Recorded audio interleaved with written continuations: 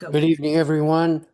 My name is Benedict Klecka, Executive Director of the Redwood Library, and I want to welcome you this evening once again with our superstar performer, Professor Edward Markward, who is going to tell us about women composers and the American um, path breakers who have created marvelous music. He's going to tell us all about it. Welcome, and thank you all for joining us. Thank you, Benedict, and welcome everyone. First, a news flash. We're talking about women composers, American women composers tonight. And the first thing I would like to tell you is that the composer Gabrielle Elena Frank, Philadelphia Orchestra's former composer in residence, is upholding the banner for women composers as she was named the Pulitzer Prize winner for music this past week for her work Picaflor, A Future Myth. It was commissioned by the Philadelphia Orchestra, the Oregon Symphony, and the Bravo Vale Music Festival. Also, the English National Opera in 2026 and 2027 season features operas by four women composers, including one of our stars tonight, Missy Mazzoli. That's four women composers out of nine total productions.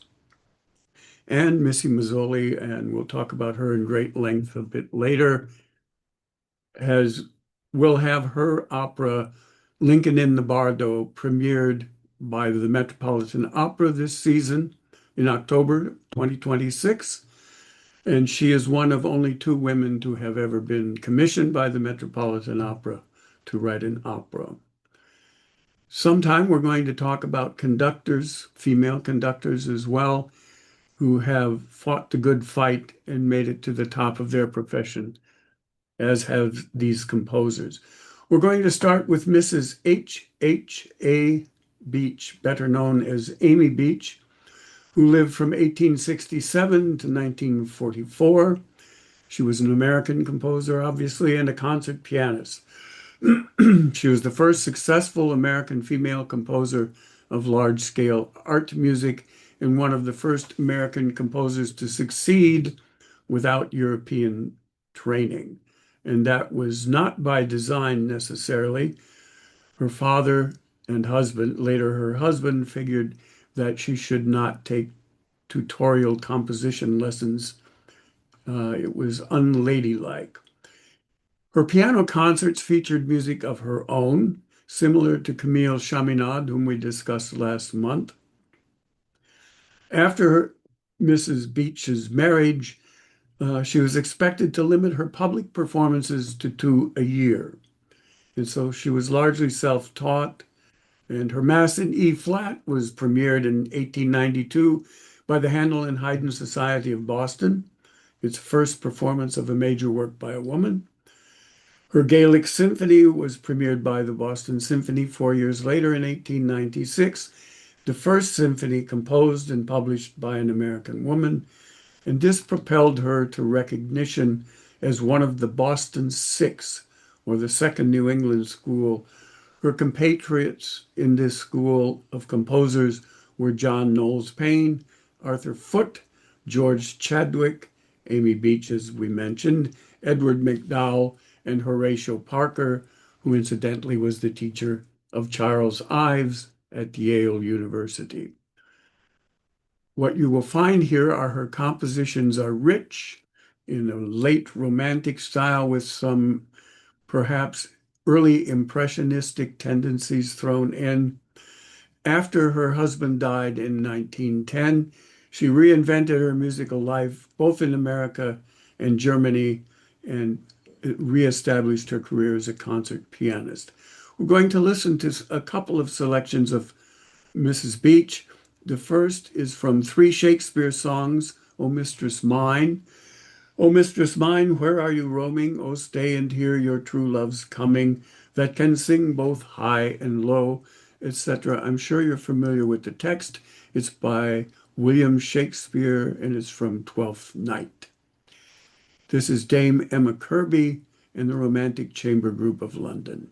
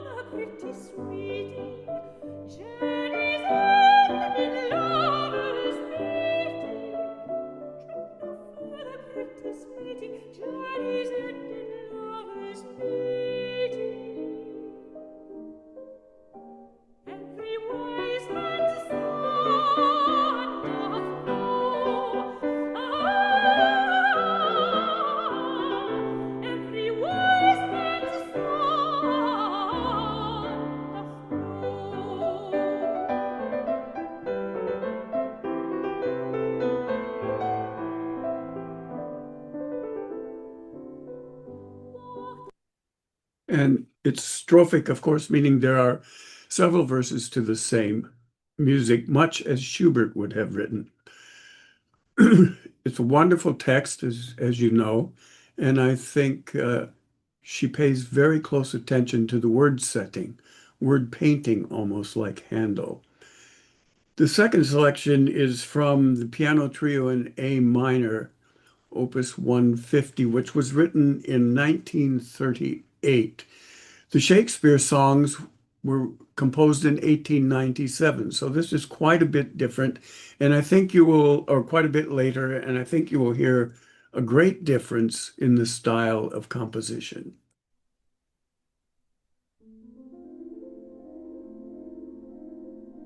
A bit impressionistic, chromatic. Listen for the interplay between the cello and the violin.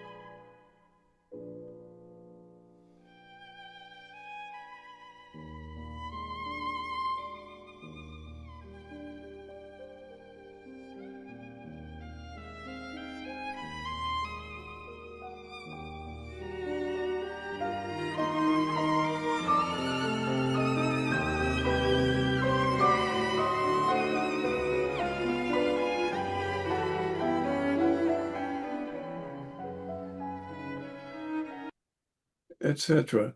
The third movement is Allegro con brio. Again, it's the Romantic Chamber Group of London. It's quite a contrast to the first movement. There's a running piano. It's very playful, a lot of syncopation, and perhaps what seems to be perpetual motion. And that is followed with a contrasting lyrical section, which is quite obvious, I think. But it's a lot of fun, I think, to begin with.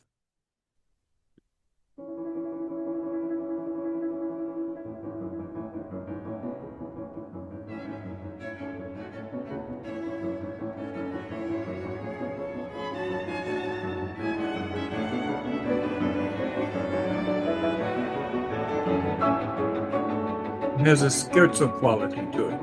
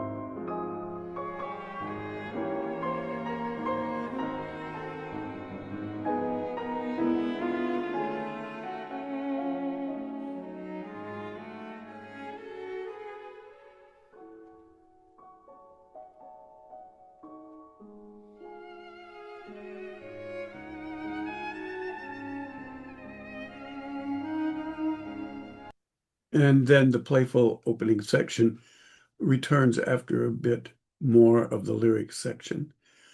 I mentioned that that particular piano trio in A minor was composed in 1938. Coincidentally, our next composer, Joan Tower, was born in 1938 in New Rochelle, New York. She is a Grammy-winning contemporary American composer, still with us, still writing, a concert pianist and a conductor. Joan Tower began playing the piano when she was 6 years old. At age 9, moved to Bolivia with her father, who was a geologist and a mining engineer. While with South American bands, Miss Tower became interested in rhythm and percussion, and you will hear that in some of the music that we play this evening, her fondness for, for those instruments.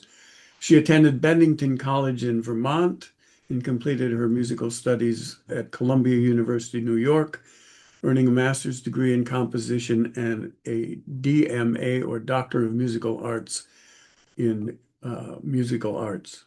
In 1969, she founded the Da Capo Chamber Players, playing piano and composing many, many chamber music pieces for that group. In 1980, early 1980, Dennis Russell Davies, the conductor of the American Composers Orchestra in New York, approached her to write a large piece for large orchestra, which she did with some trepidation. However, it turned out to be a fantastic piece. It's called Sequoia, and we'll hear a bit of that in just a moment. It was her first major piece for symphony orchestra, and it was premiered by the American Composers Orchestra under Dennis Russell Davies in New York in May of 1981. From 1985 to 1988, she was the composer in residence with the St. Louis Symphony Orchestra. She was the first recipient of the University of Louisville's Grawemeyer Award for American Composition in Music in 1990 for her work Silver Ladders.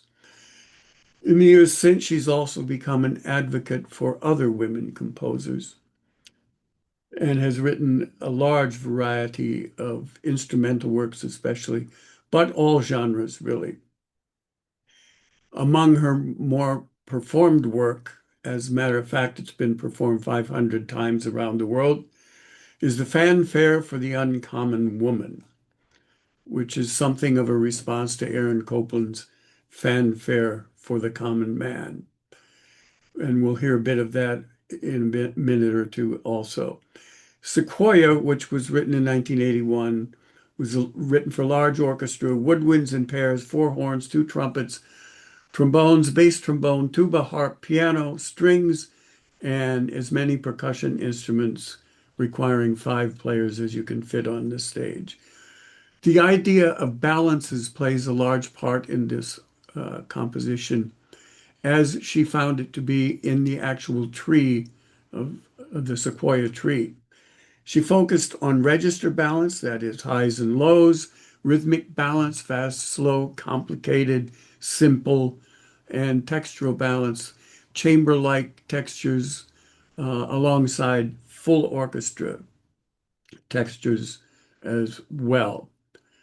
I was trying to find an image in nature that involved balance. And the thing about the sequoia tree that's so amazing is that they're really very tall and they're very wide. And the act of balance is just amazing to me. The other thing she said is why a sequoia tree makes no noise, while a sequoia tree makes no noise, my piece is very loud.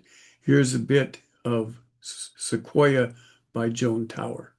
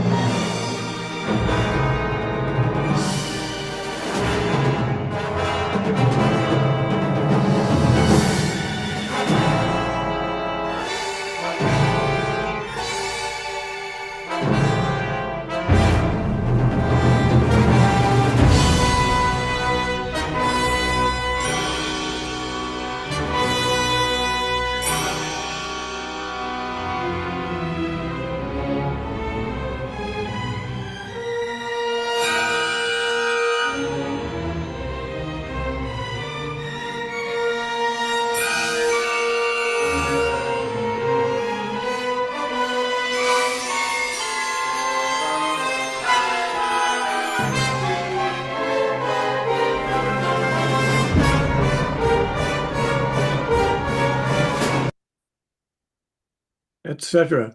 As you can tell, dissonance plays a large part in that work as well. The next piece I'm going to play for you by Joan Tower is sort of a fun piece. It's called Petrush's Skates, and it's an homage to both Stravinsky and a musical corollary to the seamless action of figure skating. It's based on the Shrovetide Fair, which is the opening of Stravinsky's great ballet, the second one, Petrushka. And Ms. Tower says that while watching the figure skating event at a recent Winter Olympics, I became fascinated with the way the curving, twirling, and jumping figures are woven around a single continuous flowing action. This creates sort of a carnival on ice. I'm going to play just a bit of the opening of Stravinsky's Petrushka so you can hear the homage firsthand. Shrovetide Fair.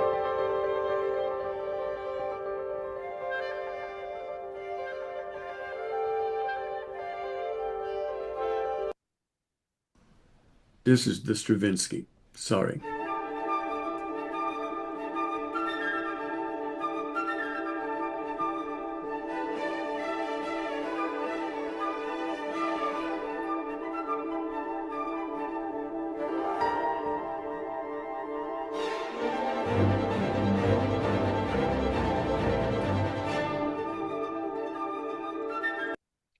And now the Petrushka skates. You can hear the similarity, I'm sure.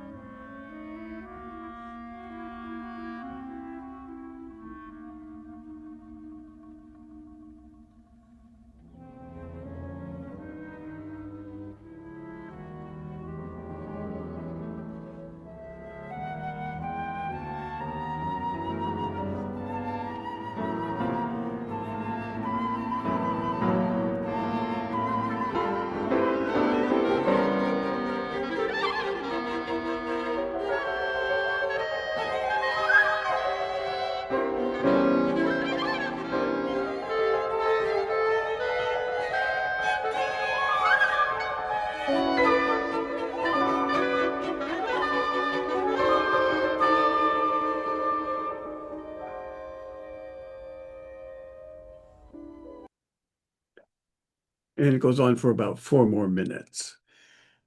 The next work tonight is Fanfare for the Uncommon Woman, which the first one Ms. Tower wrote in 1987, and it's dedicated to Marin Alsop. It's modeled after Copland's Fanfare for the Common Man, and it uses pretty much the same orchestration. But as we've mentioned, Joan Tower has a fondness for percussion, so there are a few more percussion instruments than Copland wrote for back in the 40s. It's a series actually of 6 short compositions or parts of one 25-minute composition, each with a slightly different orchestration. The first, as I said, is brass with percussion, much as Copland did. The last one, the 6th one, is for full orchestra. Tower wrote parts 1 through 5 between 1987 and 1993, and part 6, 21 years later in 1914. The fanfares are a tribute to, quote, women who take risks and are adventurous, end quote, with each dedicated to an aspiring woman in music. I must mention that she wrote one final one, a seventh one dedicated to Hillary Clinton. As mentioned, the fanfares have been performed worldwide by 500 different ensembles. And in 1999, the first five were recorded by the Colorado Symphony Orchestra by Marin Alsop. In 2015, this recording was added to the Library of Congress National Recording Registry, having been judged, quote, culturally, historically, or aesthetically important. Here's the fanfare for The Uncommon Woman, number one. The recording is by Leonard Slatkin in the St. Louis Symphony Orchestra.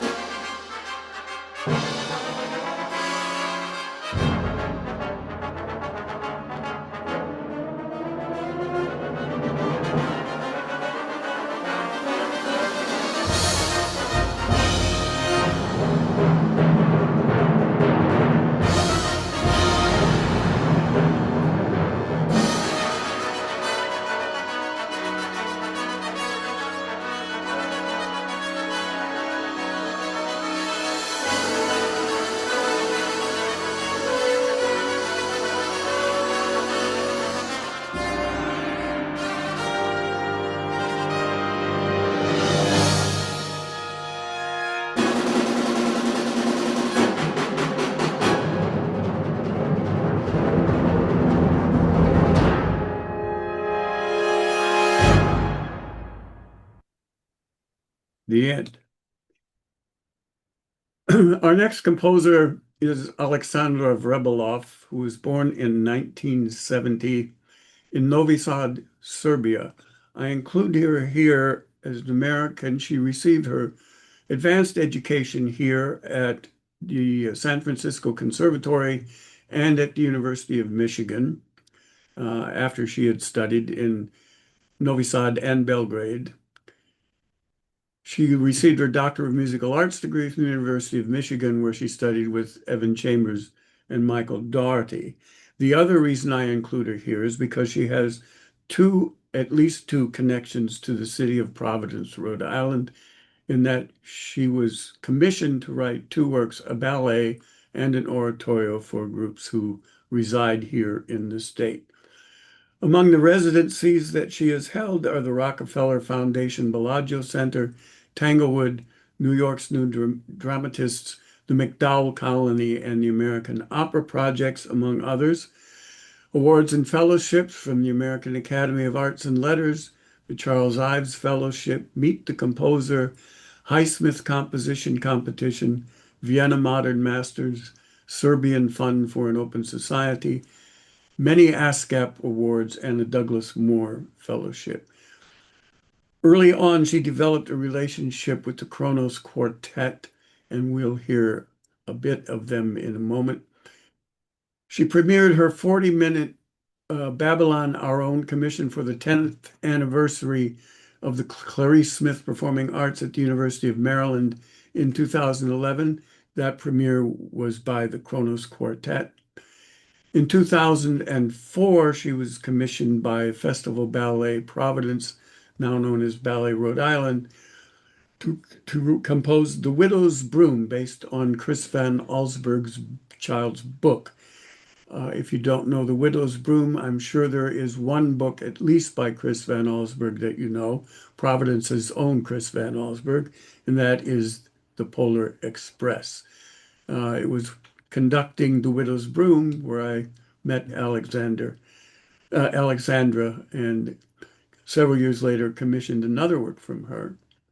Other commissions are the Kronos Quartet, Carnegie Hall, Barlow Endowment, Festival Ballet, Concert Hall Zoom series at Merkin Hall, the Serbian National Theater, the Sea Ranch Songs in California, commissioned at Big Sur, and Beyond Zero, 1914 to 1918, World War I, which was commissioned in 2014 for string quartet and archival recordings from World War I with a film by the great Bill Morrison.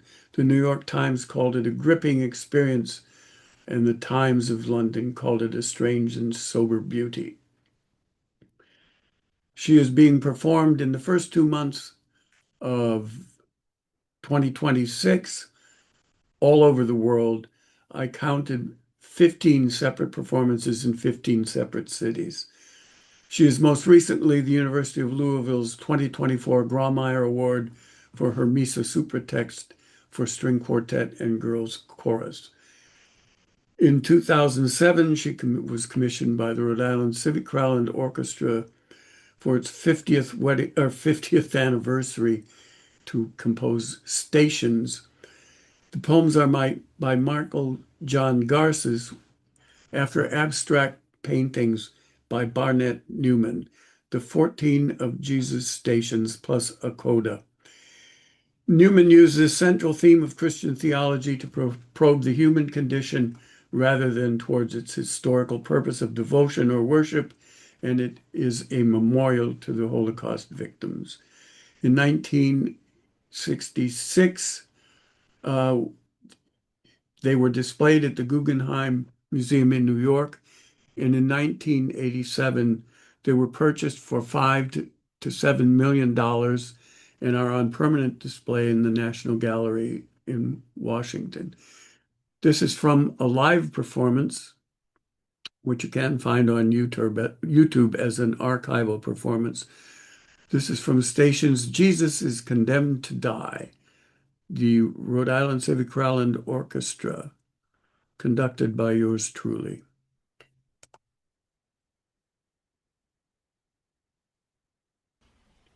The first sound you hear is a typewriter.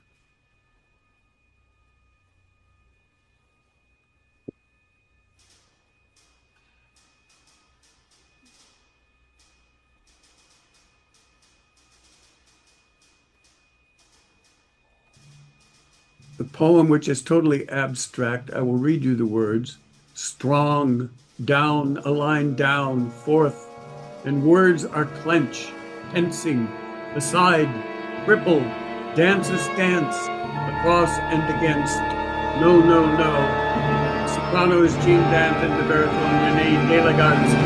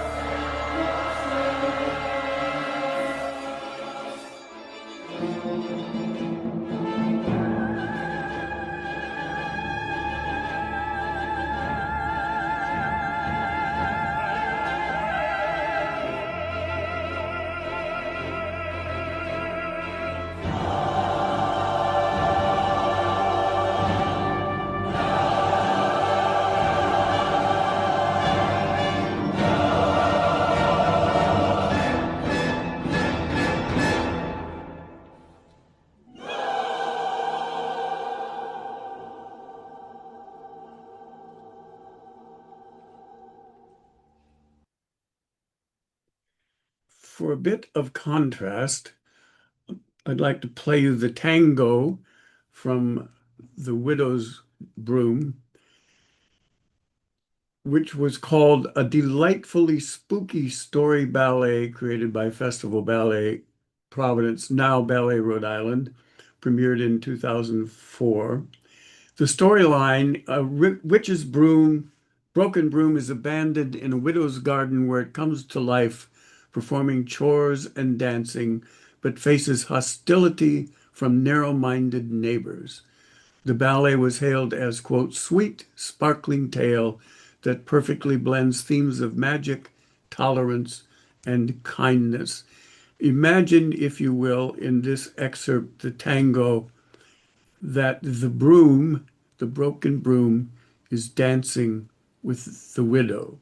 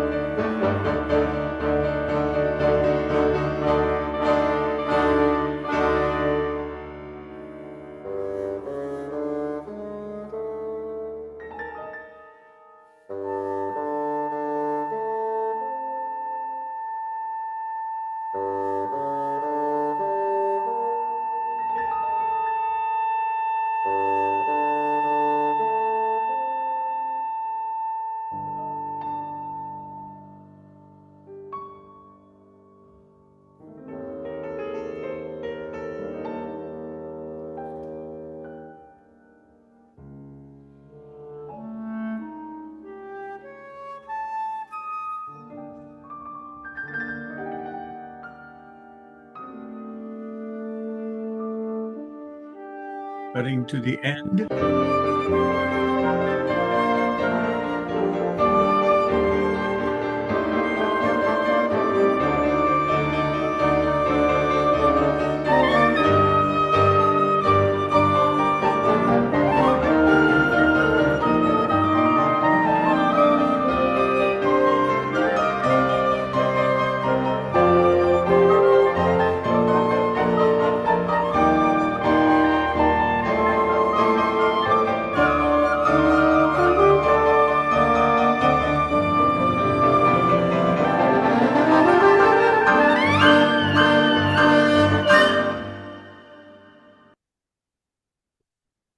Quite a change.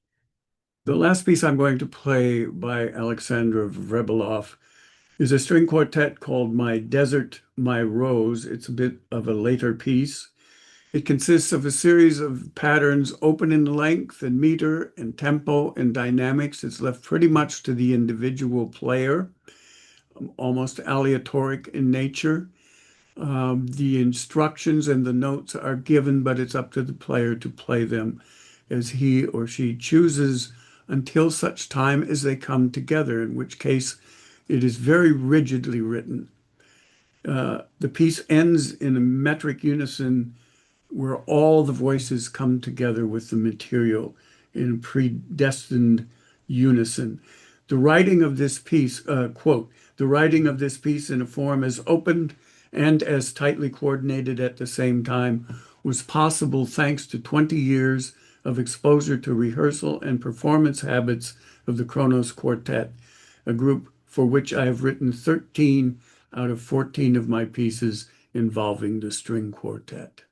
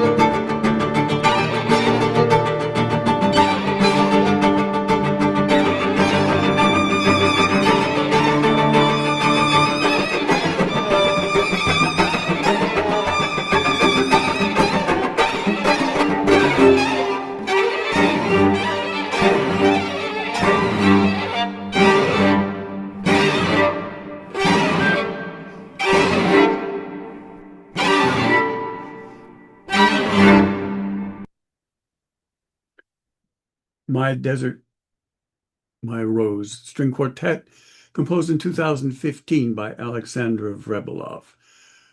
We come now to Missy Mazzoli, born in 1980 in Lansdale, Pennsylvania. She is an American composer and pianist who has received critical acclaim for her chamber, orchestral, and lately her operatic work. In 2018, she became one of the first two women to receive a commission from the Metropolitan Opera House. And as I mentioned, Lincoln in the Bardo will premiere in October 2026 at the Met. From 2012 to 2015, she was a composer in residence at Opera Philadelphia in collaboration with the Gotham Chamber Orchestra and the Music Theater Group.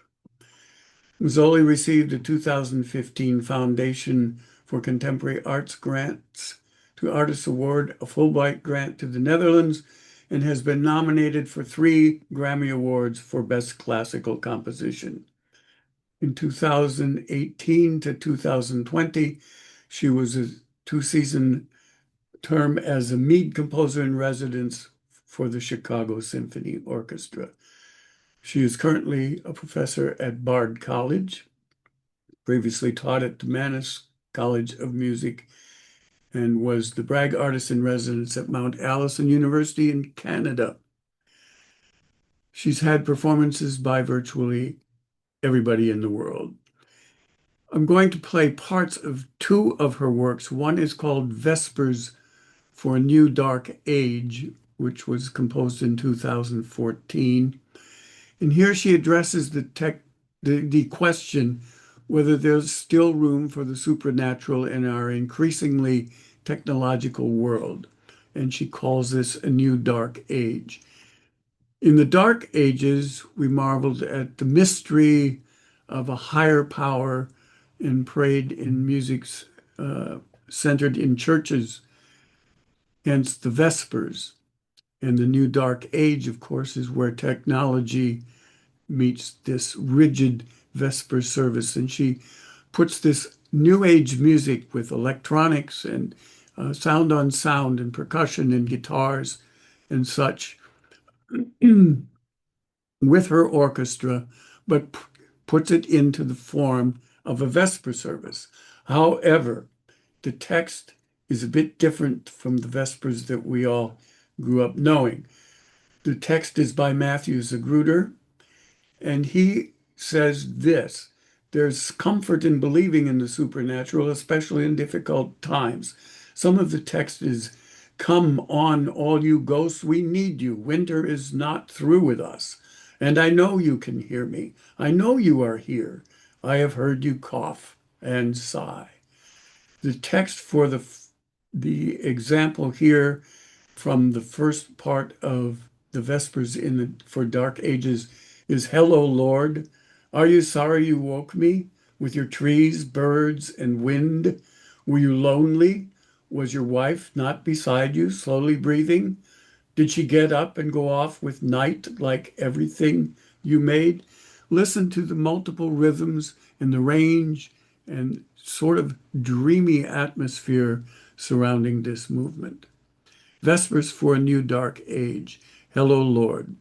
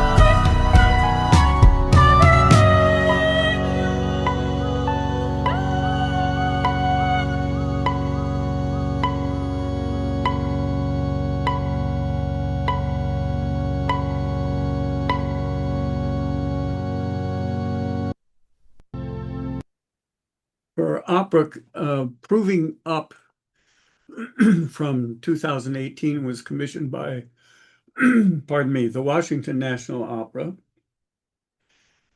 She says, "We set out to find a story that was timely, unusual, and uniquely American. We found the perfect inspiration in the writing of Karen Russell, who in 2013 published the short story on which the opera is based, a fictional family of the 1860s homesteaders. What happens proving up? The Zegner family lives in Nebraska, and it is a few years after the country has passed the Homestead Act. They have traveled from Pennsylvania and want to take advantage of this act, giving them the chance to acquire 160 acres of public land per family or farm to prove up. In Nebraska, the requirements for homesteaders to acquire the title to their land are building a sod house, growing grain, 5 years of successful harvest, and, bizarrely, the acquisition of a glass window, which leads to catastrophe. Here's the prologue, sung by the baritone. Come along, the farm is Uncle Sam's farm. The metaphor not to be lost on anyone. Come along, make no delay. Come from every nation, come from every way. The lands, they are broad enough. Don't be alarmed. Uncle Sam is rich enough to give us all a farm. Of all the mighty nations in the East or in the West, the glorious Yankee nation is the greatest and the best. We have room for all creation. The banner is unfurled. Here's a general invitation to the people of the world. The brave in every nation, they are joining heart in hand and flocking to America, the real promised land. Come along, make no delay. Come from every nation, come from every way. Our lands, they are broad enough, don't be alarmed. Uncle Sam is rich enough to give us all a farm. Of all the mighty nations in the East or in the West, this glorious Yankee nation is the greatest and the best. We have room for all creation, our banner is unfurled. Here's a general invitation to the people of the world.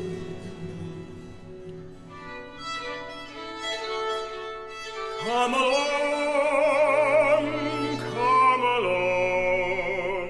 make no delay. Come from every nation, come from every way. Our lands, they are broad enough, don't be alarmed. Uncle Sam is rich enough to give us all a farm.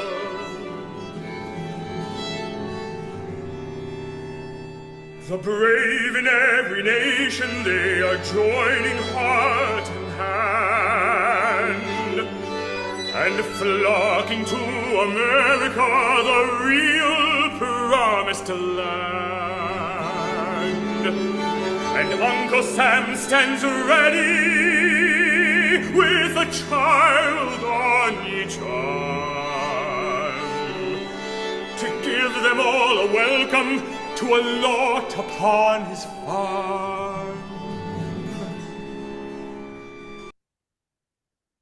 Note the pseudo fiddle music, like country western in the background. Our last composer this evening is Jessie Montgomery, born in 1891 in New York City. She's an acclaimed composer, of course, but also a violinist and educator.